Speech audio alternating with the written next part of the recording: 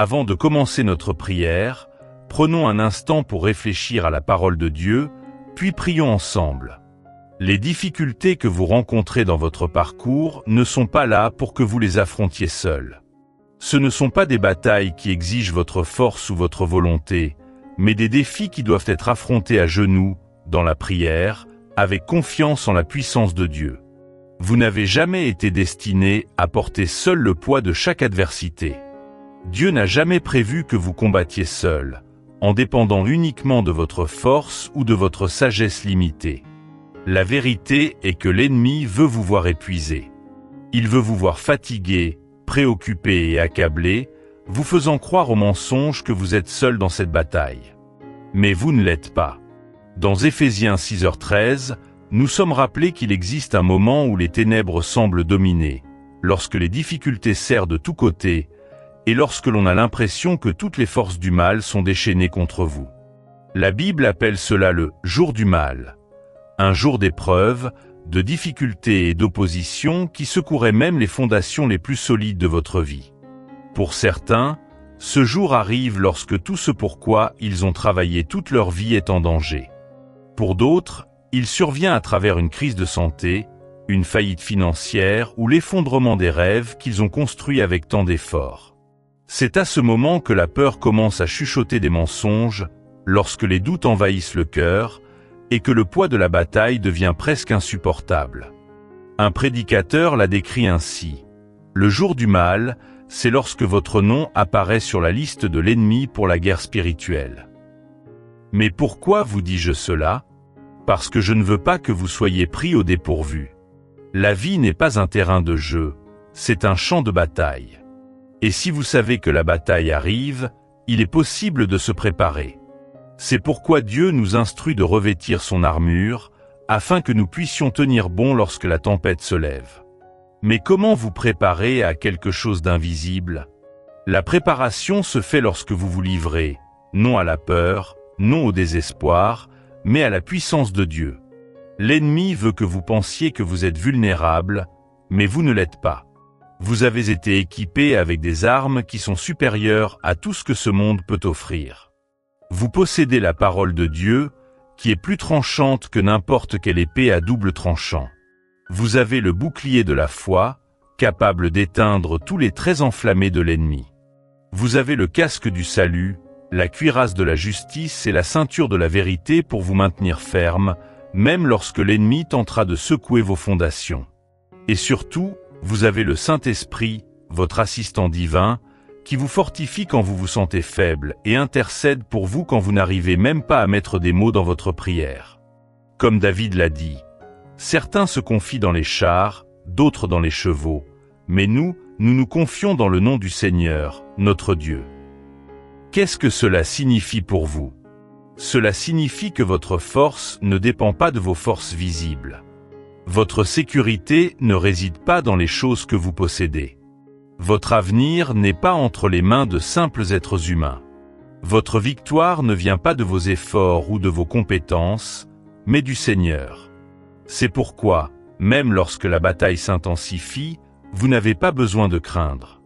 Vous pouvez vous sentir désavantagé, mais vous ne l'êtes pas.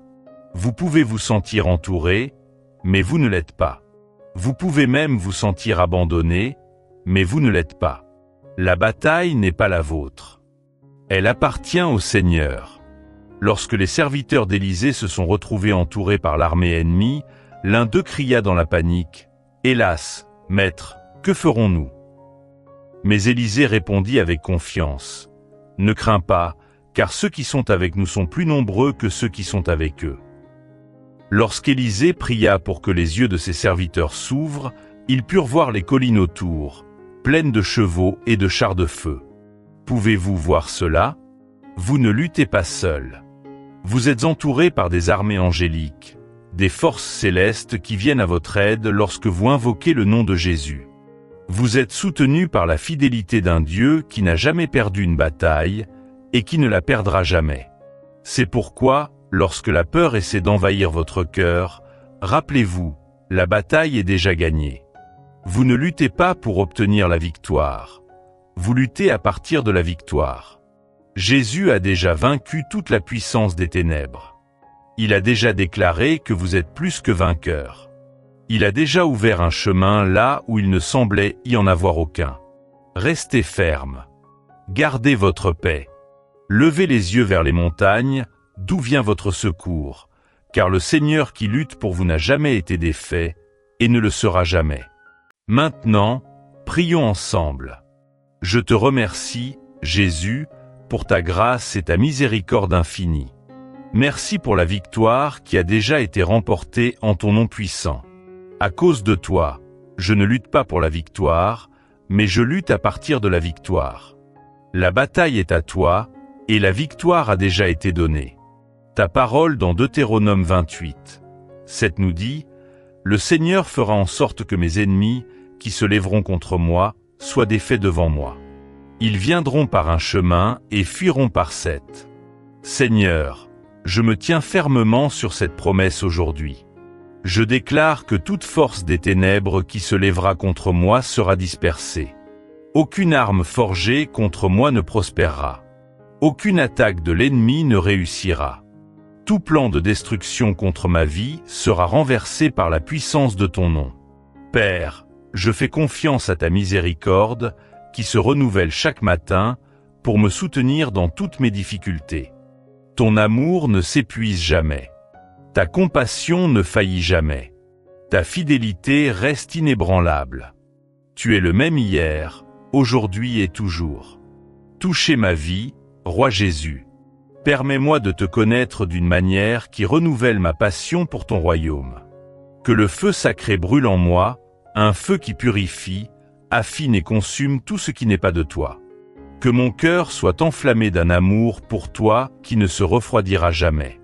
Enlève tout ce qui est en moi qui ne te glorifie pas. Arrache tous les doutes, toutes les peurs, toutes les distractions mondaines, et fais brûler mon âme d'une quête incessante pour ta présence. Je me tiens sur l'autorité que tu m'as donnée, Seigneur, et je déclare Luc 10h19 sur ma vie. Il m'a été donné l'autorité de fouler aux pieds les serpents et les scorpions et de vaincre toute la puissance de l'ennemi, et rien ne me fera de mal, au nom de Jésus. Par l'autorité de ta parole, je foule toute ruse démoniaque envoyée pour me nuire. J'annule tout mensonge de l'ennemi qui tente de me convaincre que je suis faible, seul ou indigne. Je déclare que je suis un enfant du Dieu Très-Haut, racheté par le sang de Jésus, et aucune force de l'enfer ne peut prévaloir contre moi. Je me réfugie dans ta parole, qui me rappelle que c'est toi qui combats pour moi. Par ton ordre, des anges sont envoyés pour me protéger. Je ne suis jamais seul, car toi, Emmanuel, tu es toujours avec moi. Parce que tu es avec moi, je ne craindrai pas. Parce que tu vas devant moi, je ne serai pas ébranlé. Même lorsque l'ennemi semblera trop puissant, je ne serai pas découragé. Parce que ce qui est impossible pour moi n'est jamais difficile pour toi, Seigneur. Même lorsque mes difficultés sembleront insupportables, je ne serai pas découragé. Parce que tu es plus grand que toute adversité que je pourrais affronter. Tu es plus grand que Goliath. Tu es plus grand que la mer Rouge. Tu es plus grand que toute tempête, toute difficulté, toute attaque de l'ennemi. Tu es l'alpha et l'oméga, le commencement et la fin. Rien n'échappe à ton contrôle, et rien n'est trop grand pour ta puissance. Et je suis immensément reconnaissant de t'avoir à mes côtés. Tu es ma base solide, mon rocher, mon refuge, mon bouclier. Je déclare aujourd'hui que Jéhovah, Dieu éternel, est ma forteresse, et ses puissants bras me soutiendront, m'élèveront plus haut que je n'aurais jamais imaginé. Seigneur, remplis-moi de courage. Du courage pour tenir ferme devant les adversités. Du courage pour croire à tes promesses lorsque la peur tentera de me dominer. Du courage pour déclarer ta vérité lorsque le monde me dira de me taire. Du courage pour vivre une vie de foi inébranlable, sachant que tu es ma force. Ta parole dans 2 Timothée 1h7 dit « L'esprit que Dieu m'a donné ne me rend pas timide, mais il me donne la puissance, l'amour et une pensée équilibrée. » Saint-Esprit, je t'invite dans ma vie. Remplis-moi de ta puissance. Que ton feu brûle en moi, pour que je ne sois pas intimidé par l'ennemi, mais au contraire, que je me réjouisse, sachant que ta force se perfectionne dans ma faiblesse. Je déclare aujourd'hui que j'ai une pensée saine, libre de peur, d'anxiété et de doute. Une pensée centrée sur Christ. Une pensée qui médite sur la vérité et non sur les mensonges. Une pensée pleine de paix et non de tourment. Une pensée qui est en toi. Je déclare que je marche dans la puissance de Dieu tous les jours de ma vie. Je refuse d'être victime des circonstances. Je refuse d'être découragé par ce que je vois. Je choisis la foi plutôt que la peur. Je choisis l'espoir plutôt que le désespoir. Je choisis la victoire plutôt que la défaite. Parce que je sais qui est mon Dieu. Et, par-dessus tout, je te remercie pour ton amour inconditionnel, un amour parfait qui chasse toute peur. Ton amour est ma sécurité, mon abri, mon refuge dans la tempête. Ton amour me relève quand je suis fatigué, me fortifie quand je suis faible et me console quand je suis brisé. Il n'y a rien dans ce monde qui puisse me séparer de ton amour. Seigneur, reçois toute la gloire et toute l'honneur pour chaque victoire remportée dans ma vie, chaque progrès, chaque libération, chaque prière exauque. Accent aigu. Je crois que tu es mon secours présent dans les moments de détresse, et je choisis de te faire confiance, peu importe ce que je traverse. Seigneur, aujourd'hui, je déclare cette prière avec foi et assurance, sachant que ma victoire est déjà scellée en toi, au nom puissant de Jésus. Amen.